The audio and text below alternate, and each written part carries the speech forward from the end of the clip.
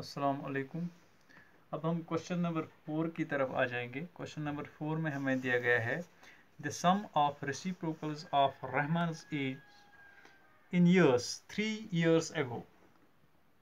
पहले हम देखें कि रहमान की एज जो प्रेजेंट एज है वो हमें नहीं दी गई है क्वेश्चन में।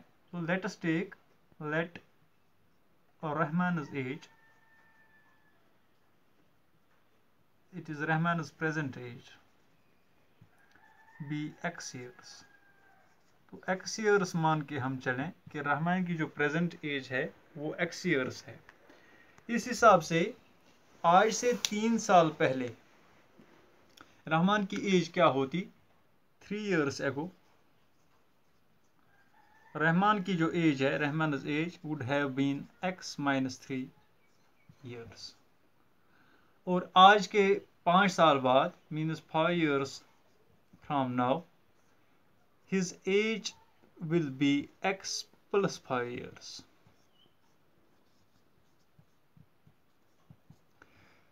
क्वेश्चन में जो हमें इंफॉर्मेशन दी गई है कि अगर हम इन एजेस के रेसिप्रोकल का सम करें, मीन्स पहले हम एक का रेसिप्रोकल लें, that is x minus 3, 1 divided by x minus 3 बन जाएगा।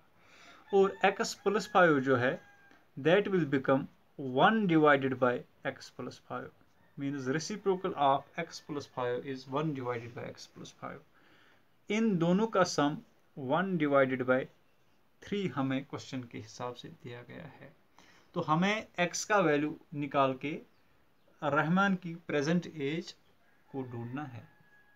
तो इस हिसाब से अगर हम देखें x into 1 that is x plus 5 into 1 that is plus 5 plus x into 1 that is x minus 3 into 1 that is minus 3 divided by x minus 3 into x plus 5, ये इस तमाम 1 डिवाइड बाई 3 के बराबर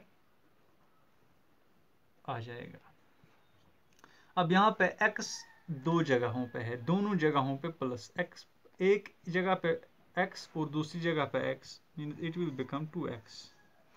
5 में से 3 घटाएं तो प्लस 2, क्योंकि यहाँ पे 5 बड़ा है, divided by x into x that is x square, x into 5 that is plus 5x, minus 3 into x that is minus 3x, minus 3 into 5 that is minus 15। ये इन दोनों का प्रोडक्ट, इन दो टर्म्स का product, that is equal to 1 divided by 3। ठीक, तो further next step में हम क्या देखेंगे कि अगर मैं इस 3 को यहाँ पे इन दो टर्म्स के साथ मल्टीप्लाई करूं, 3 into this, it will become 3 into 2 that is 6x plus 3 2s are 6, that will be equal to x square into 1 that is x square plus 5x minus 3x that is plus 2x minus 15। ठीक है, अब यहाँ पे जो दो terms है इनको भी मैं राइट साइड में लेके जाऊंगा, तो x square plus 2x minus 15 plus 6x minus 6 is equal to 0। ये हमें फाइनल जो है ना इक्वेशन मिल जाएगी। अब यहाँ पे भी दो जगहों पे x है और दो जगहों पे जो कांस्टेंट टर्म है वो हमें मिल रही है। एक्स स्क्वायर एक ही जगह पे है, तो x square plus 6 plus 2 that is 8x, ये माइनस 6 है एक्चुअली यहाँ पे, क्योंकि हमने लेफ्ट साइड को राइट साइड में हम लेके गए थे, तो it will become minus 4x और minus 15 minus 6 that is minus 21 is equal to 0। अब हमें ये फाइनल जो है ना क्वाड्रेटिक इक्वेशन मिल गई। तो कोई भी मेथड हम यूज करके इसको सॉल्व कर सकते हैं। फॉर एग्जांपल अगर मैं यहाँ पे फैक्टराइजेशन मेथड यूज करूँ, तो splitting the middle term, what I can split it into x square minus 3x minus 7x, 7 3s are 21, plus 7x, it must be sorry it will B plus 3x minus 7x, ताकि -7 में से मैं +3 निकालूं तो -4 रह जाएगा, and -7 into 3 that is 21 -21।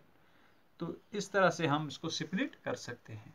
अब इन दो टर्म्स में से x को कॉमन लेके x प्लस 3 और -7 को कॉमन लेके x प्लस 3 यहाँ पे भी आ जाए, तो दो फैक्टर्स हमें यहाँ पे मिल गए। One is x plus 3 and another one is x minus 7 and their product is equal to 0। इस हिसाब से अगर मैं लूँ तो इधर x plus 3 is equal to 0 और x माइनस 7 का वैल्यू जो है ना वो 0 के बराबर आ जाएगा। अगर x प्लस 3 0 है then x is equal to -3, और अगर x माइनस 7 0 है it means x is equal to +7। तो x का वैल्यू जब हमने पहले लिया था it was Rahman's present age, since age can not be negative. किसी ने जब जन्म लिया तो फिर उसकी एज जो है ना हमेशा बढ़ती रहती है, कभी घटती नहीं है, लिहाजा x can not be -3, so it stands rejected. So what it implies that Rahman's present age will be 7 years, must be 7 years, ठीक है ना। तो ये रहमान की जो है ना प्रेजेंट एज इस हिसाब से हम ढूंढने में कामयाब हो गए। तो अगर हम क्वाड्रेटिक फार्मूला भी यहाँ पे अप्लाई करते तो वो भी एक आसान मेथड था, उससे भी हमें रहमान की एज जो है ना 7 ईयर्स ही मिलती। इसके बाद क्वेश्चन नंबर 5 है। क्वेश्चन नंबर 5 में हमें In a class test, the sum of Shefali's marks in mathematics and English is 30. Total जो मार्क्स लाए इंग्लिश और मैथमेटिक्स में शिफाली ने, English plus mathematics, they are 30, ठीक है। और साथ में ये भी दिया गया है had she got 2 marks more in mathematics, अगर मैं मैथमेटिक्स में 2 मार्क्स ऐड करूं and 3 marks less in English, और इंग्लिश में अगर 3 मार्क्स कम हो जाते, then the product of their marks would have been 210। तो इनका जो प्रोडक्ट है m + 2 एंड e - 3 ये हमें 210 मिल जाए, इनका प्रोडक्ट, मार्क्स का प्रोडक्ट। तो अभी हमें ना इंग्लिश के मार्क्स पता है और ना ही हमें मैथमेटिक्स के मार्क्स पता है। तो हम सपोज करते हैं let Shefali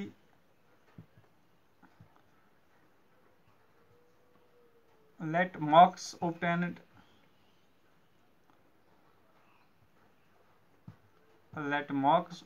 by Shefali in English हमें x मार्क्स इसने लाए इंग्लिश में। तो इस हिसाब से मैथमेटिक्स में फिर कितने लाए होंगे, mathematics, then the marks obtained by Shefali in mathematics they will be 30 minus x, क्योंकि टोटल जो है ना वो 30 है, लिहाजा जो इंग्लिश में मार्क्स अगर x लाए तो जो बचेंगे मार्क्स 30 में से वो उन्होंने कहाँ किस सब्जेक्ट में लाए हैं, मैथमेटिक्स में। तो इस हिसाब से अगर मैं देखूं क्वेश्चन के एतबार से कि अगर इंग्लिश के मार्क्स में, अगर मैथमेटिक्स के मार्क्स में 3 ऐड करें और इंग्लिश के मार्क्स में 2, अगर मैथमेटिक्स के मार्क्स में 2 ऐड करें और इंग्लिश के मार्क्स में 3 घटाएं, मीन्स x माइनस 3 इंटू, और मैथमेटिक्स में हमें 2 मार्क्स ऐड करने हैं, means 30 minus x plus 2, it will be equal to 210। ये हमें क्वेश्चन में दिया गया है। the product of these two, if she would have got 3 marks less in English and 2 marks more in mathematics, then their product would have been 210। तो इस हिसाब से ये x - 3 और ये 30 + 2 that is 32 minus x, it is equal to 210। ठीक है, अब इन दोनों का प्रोडक्ट हम देखेंगे। x into 32 that is 32x, x into minus x that is minus x square, minus 3 into 32 that is minus 96, minus 3 into minus x that is plus 3x, all this sums to 210। अब जो हमें left side में जो terms हैं इनको मैं right side में लेके जाऊंगा ताकि हमें आसानी हो जाए। तो ये माइनस एक्स स्क्वायर जो है ना, अगर राइट साइड में हम लेके जाएं तो एक्स स्क्वायर बन जाएगा। अब यहाँ पे 32x plus 3x that is plus 35x, तो प्लस 35x को जब मैं राइट साइड में लेके जाऊंगा तो ये माइनस 35x बन जाएगा। और ऑलरेडी यहाँ पे है प्लस 210, और माइनस 96 को मैं जब राइट साइड में लेके जाऊं तो प्लस 96 बन जाएगा। All of it will sum up to 0 since nothing remains on one side। हमने जितने भी टर्म्स हैं लेफ्ट साइड में उन सबको हम राइट साइड में लेके गए। तो इस हिसाब से जो हमारी क्वाड्रेटिक इक्वेशन बनेगी that will be x square minus 35x plus 210 and plus 96 plus 10 that is 106 plus 210 that is 406। तो ये यहाँ पे 96 plus 10 that is 106 plus 200 that is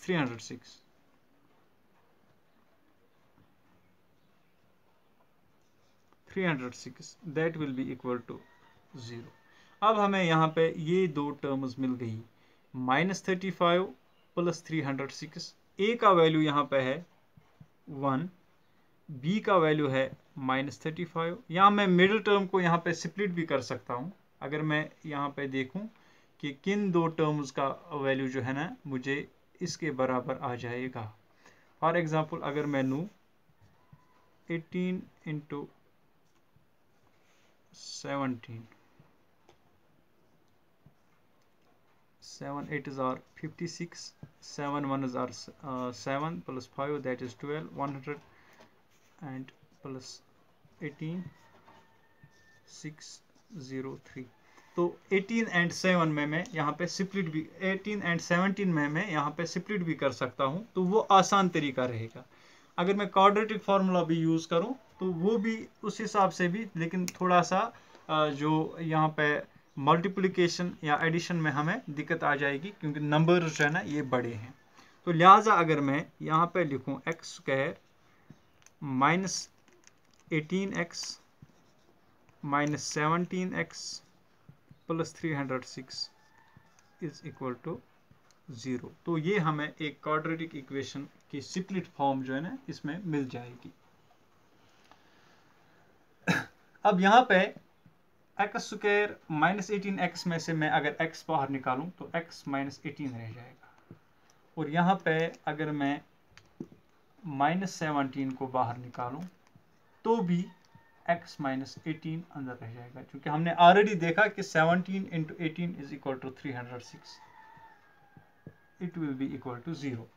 अब यहाँ पे मुझे दो फैक्टर्स मिल गए, one is x minus 17 and another one is x minus 18 and their product is 0. So either x minus 17 is equal to 0 or x minus 18 is equal to 0। ठीक,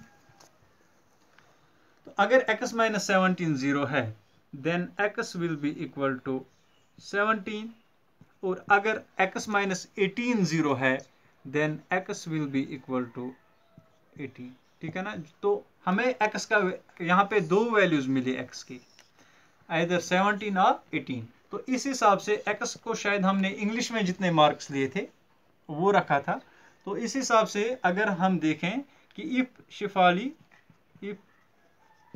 Shifali got 17 marks in English, ठीक है ना, तब then she has got 17 plus 3, that is 17 plus 13, that is 30. So she has got 13 marks in English, sorry in mathematics. और अगर यहाँ पे दो कंडीशंस हैं, if she gets 17 marks in English, then she obviously gets 13 marks in mathematics. But if she has got 18 marks in this English, then it is obvious that she has got 12 marks in mathematics. ठीक है ना? तो यहाँ पे दो answers, हमें दो probable answers मिल रहे हैं कि अगर शिफाली ने 17 मार्क्स जो है ना इंग्लिश में लाए हैं, तब उन्होंने 13 मार्क्स जो है ना मैथमेटिक्स में लाए हैं, और अगर उन्होंने 18 मार्क्स इंग्लिश में लाए हैं, then she has got 12 marks in mathematics. तो इस हिसाब से हमें दो आंसर्स मिले इस क्वेश्चन के, क्योंकि एक्स का वैल्यू जो है ना हमें दो पॉजिटिव इंटीजर्स की सूरत में मिला, इसलिए ये दो आंसर्स आ गए. इसके बाद क्वेश्चन नंबर 6 है. The diagonal of a rectangular field is 60 meters more than the shorter side. अगर हम एक रेक्टेंगल को देख लें, इसमें जो है ना opposite sides are parallel and all the four angles of the corners they are right angles. ठीक है ना? तो ये भी राइट एंगल है, ये भी राइट एंगल है, ये भी राइट एंगल है. तो जो शॉर्टर साइड है इसका, दिस वन, अगर हम इसको एक्स लें फॉर एग्जांपल, तो इससे the diagonal of the field is 60 more than the shorter side. जो डायगोनल है ये विच कनेक्ट्स टू कॉर्नर्स, ठीक है ना, ये यहाँ पे ये वर्टिसेस दो को कनेक्ट करता है, अपोजिट वर्टिसेस को. तो it is 60 meters more than the shorter side. Means if shorter side is x, then it must be x plus 60. तो और एक कंडीशन हमें दी गई है, if the longer side is 30 meters more than the shorter side. अगर ये longer side आ गया यहाँ पे, ठीक है ना, चूंकि ये साइड और ये साइड बराबर होंगे, तो it should be equal to x plus 30 meters. तो मीटर्स में हमें यहाँ पे ये दिया गया है. तो अगर मैं शॉर्टर साइड को 60 x मीटर्स लेके चलूं, तो लॉन्गर साइड जो है ना means the length, if the breadth is x meters, then the length is x plus 30 meters and the diagonal is x plus 60 meters. इस हिसाब से तो लेट breadth, या जिसको हम शॉर्टर साइड कहते हैं, shorter side of rectangular field be x meters. ठीक है ना, x meters मैंने लिया. इस हिसाब से देन लॉन्गर साइड कितना होगा, longer side will be equal to x plus 30 meters and diagonal जो है ना that will be equal to x plus 60 meters. यहां पे अगर हम देख लें, ये जो एक ट्रायंगल बन गई यहां पे, it is right angle triangle. यहां पे ये राइट एंगल है, ये एक एंगल है और ये एक एंगल, ठीक है ना. तो पाइथागोरस थ्योरम के हिसाब से the longest side of the triangle that is hypotenuse, अगर इसका स्क्वायर हम लें, it is always equal to the sum of squares of the other two sides. Means this perpendicular and base. तो base और perpendicular के squares का sum longest side means hypotenuse के square के बराबर होता है. तो अगर हम इस ट्रायंगल में अगर हम देख लें using Pythagoras theorem, so what we will get, उस हिसाब से जो इन दोनों साइड्स के स्क्वायर्स का sum means x plus 30 square plus x square, ये हमें मिल जाएगा x plus 60 के स्क्वायर के बराबर. ठीक, क्योंकि ये हाइपोटेन्यूज है और ये जो है ना यहाँ पे परपेंडिकुलर है and this one is base if the angle is on this side. अगर एंगल हम इस साइड लें, तब ये वाला साइड जो है ना बेस बन जाएगा और ये perpendicular, but it still doesn't matter, क्योंकि यहाँ पे दो साइड्स में से हम किसी को भी परपेंडिकुलर और किसी को भी बेस ले सकते हैं. अगर हम यहाँ पे देखें, it is in the form of a plus b whole square, means it will be of the form a square plus 2ab 2 into x into 30 plus B square means plus 30 square. Okay, और already यहाँ पे है इसके साथ मिला हुआ plus X square, और इसका वैल्यू कितना आएगा। यहाँ पे भी जो राइट साइड में हमें इक्वेशन में दिया गया है दो टर्म्स, इनका यहाँ पे होल स्क्वायर है, A plus B whole square की फॉर्म में, means A square plus 2 into x into 60 plus 60 square plus B square. Okay, इसको थोड़ा सा सॉल्व करने की कोशिश करेंगे। X square plus X square that is 2x square plus 2 into x into 30 that is 60x plus 3 3s are 9 और 0 double हो जाएगा, क्योंकि आपने शायद 8th क्लास में पढ़ा होगा कि अगर हम यहाँ 30 into 30s are 900 directly will be equal to x square plus 2 into x into 60 that is 120x plus 6 6s are 36 और चूंकि लास्ट में 0 है और स्क्वायर है तो डबल 0 हो जाएगा। अब इन तमाम टर्म्स को हम एक ही साइड में लाके इस इक्वेशन को एक क्वाड्रेटिक इक्वेशन की सूरत में लाएंगे। It will become 2x square, तो यहाँ पे x स्क्वायर है तो minus x square plus 60x minus 120x। मैं x को x के बाद, x स्क्वायर को x स्क्वायर के बाद लिख रहा हूं, वरना मैं लास्ट में भी लिख सकता था। Plus 900 minus 3600 will be equal to 0। तो ये एक इक्वेशन हमें यहाँ पे बन गई। तो इस इक्वेशन को थोड़ा हम शॉर्ट फॉर्म में लिखेंगे। 2x स्क्वायर में से एक एक्स स्क्वायर निकालेंगे तो एक्स स्क्वायर रह जाएगा, ठीक है। यहाँ पे plus 60 minus 120 means minus 60x। 120 में से 60 निकालो तो 60 रह जाते हैं, क्योंकि माइनस यहाँ पे जो है ना बड़ा नंबर जो है ना that is in the minus form, it will be. और 3600 में से 900 निकालेंगे तो that will be minus 2700 will be equal to 0।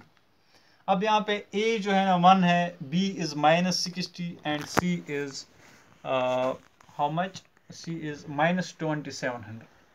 यहाँ पे हम मिडिल टर्म को ऐसे स्प्लिट करेंगे कि जो हमारा प्रोडक्ट है दैट विल बी माइनस 2700 और जो हमारा सम है that will be equal to minus 60, ठीक है ना।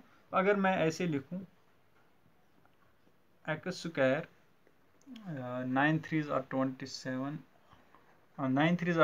तो मैं यहाँ पे ऐसे लिख सकता हूँ माइनस 90x प्लस 30x, ताकि हमें 90 इंटू 30 दैट इज 2700 मिल जाएगा।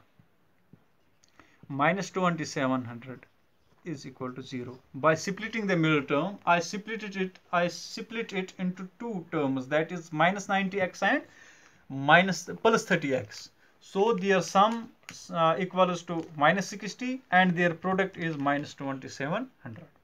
तो x इन दो टर्म्स में से अगर हम x को बाहर निकालें it will be x into x minus 90, और अगर हम यहाँ पे प्लस 30 को बाहर निकालें it will be x minus 90 that is equal to 0। अब आसानी से हमें जो है ना यहाँ पे दो प्रोडक्ट्स मिल गए, two factors x plus 30 and second one is x minus 90 is equal to 0। अब चूंकि इन दोनों का प्रोडक्ट 0 है, सो either of the two is 0, either x plus 30 is 0 और x minus 90 is equal to 0। तो मैं यहाँ पे लिख भी रहा हूँ either x plus 30 is equal to 0 or x minus 90 is equal to 0। अगर x plus 30 0 है then x will be equal to minus 30, और अगर x minus 90 0 है तो x का वैल्यू प्लस 90 आ जाएगा। 0 plus 90 that is 90।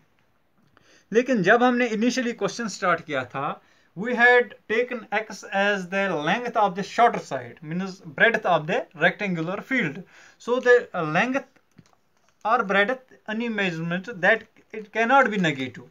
So x equal to minus 30 stands rejected here. ये यहाँ पे रिजेक्ट होगा क्योंकि ये नेगेटिव नहीं हो सकता है, because it is the length of one side of A rectangular field. Therefore length of shorter side जो है ना of rectangular field, length of shorter side that will be equal to that we had put as x, that will be equal to 90 meters, ठीक है ना। तो 90 metre जो है ना शॉर्टर साइड की होगी, और लॉन्गर साइड की लेंथ कितनी होगी फिर, length of longer side that was x plus 30, that will be equal to 90 plus 30, that is 120 meters, okay। and also the diagonal कितना होगा फिर, diagonal of rectangular field, that will be equal to x plus 60, yes it was x plus 60, that is 90 plus 60, that is 150 meters। तो तीनों जो है ना ये dimensions हमें मिल गए। breadth of the rectangular field is 90 meters, it is longer side means length is 120 meters, and it is diagonal is 150 meters by applying the factorization method।